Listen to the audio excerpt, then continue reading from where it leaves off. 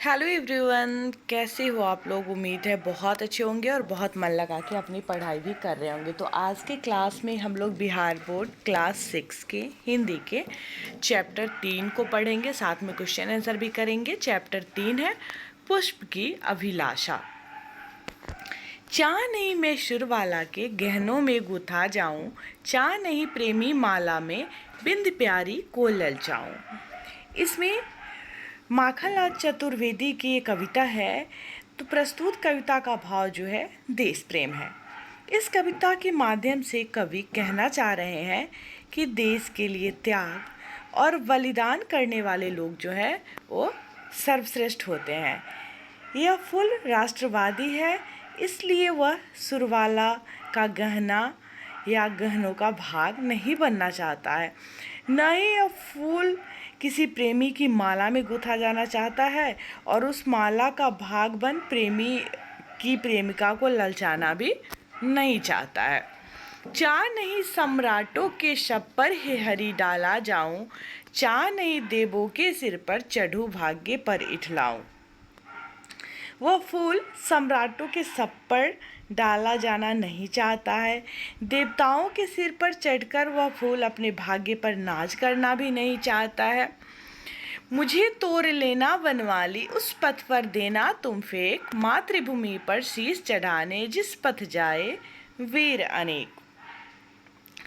उस फूल की एकमात्र इच्छा है कि उसे उस रास्ते पर फेंक दिया जाए जिस रास्ते से होकर मातृभूमि पर अपने शीश चढ़ाने को आतुर वीर सैनिक की टोली दुश्मन से लड़ने के लिए जा रही है, ताकि फूल पर चढ़कर वह जाए तो उन्हें पैरों तले कोमलता के एहसास के साथ आराम मिले और फूल इसी में अपना गौरव समझेगा। फूल को इसी में अपना गौरव प्राप्त होगा।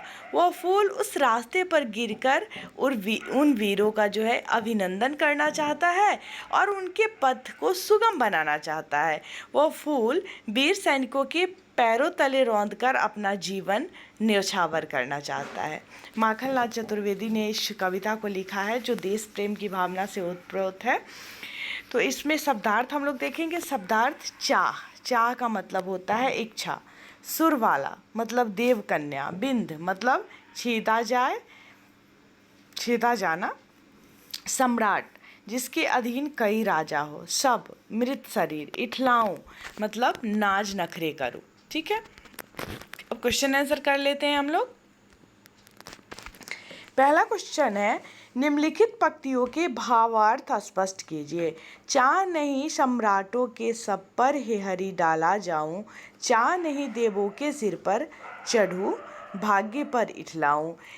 प्रस्तुत पंक्ति में फूल की इच्छा व्यक्त की गई है। वह फूल सम्राटों के सब पर डाला जाना नहीं चाहता है। देवताओं के सिर पर चढ़कर वह फूल अपने भाग्य पर नाच करना भी नहीं चाहता है। नेक्स्ट क्वेश्चन है, प्रस्तुत पाठ में मैं शब्द का प्रयोग किसके लिए किया गया है। प्रस्तुत पाठ में मैं शब्द का प्रयोग फूलों के लिए किया गया है। तीसरा क्वेश्चन है, हे वनमाली मुझे तोड़ कर उस रास्ते पर फेंक देना जिस रास्ते से होकर अपनी मातृभूमि पर शीश चढ़ाने वाले वीर जाते हैं। उपर्युक्त भाव पाठ के जिन पंक्तियों द्वारा अभिव्यक्त होती है उन पंक्तियों को लिखिए। तो इसका आंसर होगा, मुझे तोड़ लेना वनमाली उस पथ पर देना तुम फेंक, मातृभूमि पर शीश चढ़ाने जिस पथ जाए वीर अनेक। भाग्य पर इठलाऊं का कौन सा अर्थ ठीक लगता है। तो भाग्य पर गर्व करना। नेक्स्ट है, बड़े बड़े सम्मान पाने के बजाय पुष्प उस पथ पर फेंका जाना क्यों पसंद करता है जिस पर मातृभूमि के लिए अपना सर्वस्व अर्पण करने वाले वीर जाते हैं। अपना विचार व्यक्त कीजिए। बड़े बड़े सम्मान पाने के बजाय पुष्प उस पथ पर फेंका जाना पसंद करता है जिस पर मातृभूमि के लिए अपना सर्वस्व अर्पण करने वाले वीर जाते हैं, क्योंकि वह फूल उन वीर सैनिकों को अपना संपूर्ण सम्मान देना चाहता है। वह फूल उन वीर सैनिकों के लिए स्वयं को न्यौछावर करना चाहता है। ठीक है, नेक्स्ट है,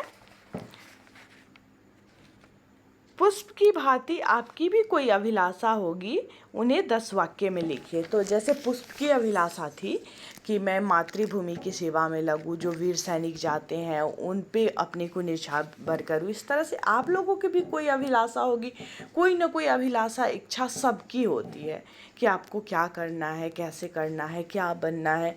तो वही 10 वाक्य में उसको लिखना है। तो ये सब अपना अलग अलग लिखेंगे, जिसकी जो अभिलाषा होगी सारे बच्चे अपना अपना जो है अलग अलग लिखेंगे, ठीक है। इसके बाद है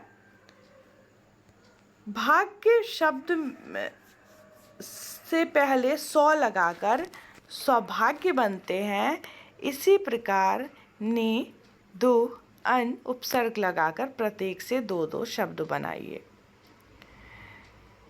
तो नि से होगा निदान और निंदा, दु से होगा दुख, दुखी, अन से होगा अनाधिकार, अनंत, ठीक है। इसके बाद कह रहा है कल्पना के आधार पर इस कविता से संबंधित एक चित्र बनाइए।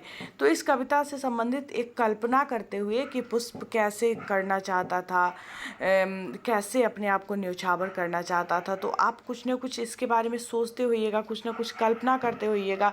तो इस कविता के आधार पर, कल्पना के आधार पर जो है आपको एक चित्र बनाना है।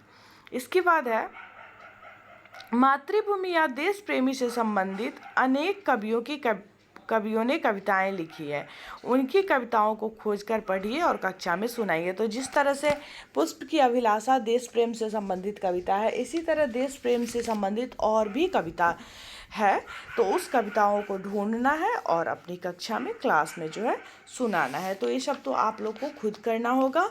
और नेक्स्ट क्लास में हम लोग पढ़ेंगे चैप्टर 4 दानी पेड़, और उसका क्वेश्चन आंसर भी करेंगे। तो क्वेश्चन आंसर करने में जब मैं लिख के करवाती हूँ ना, बहुत सारे विषयों का मैं लिख के भी करवाई हूँ, आप लोगों का कमेंट आते रहता है मेरे पास कि मैम लिख के करवा दीजिए। तो मेरे से जहाँ तक संभव होता है मैं लिख के भी करवाती हूँ, और नहीं तो मैं बोल के भी करवा देती हूँ, क्योंकि मुझे लगता है कि आप लोग इतने बड़े तो ज़रूर हो चुके हैं कि मैं जो बोलूँगी उसको सुन के आप लिख सकें।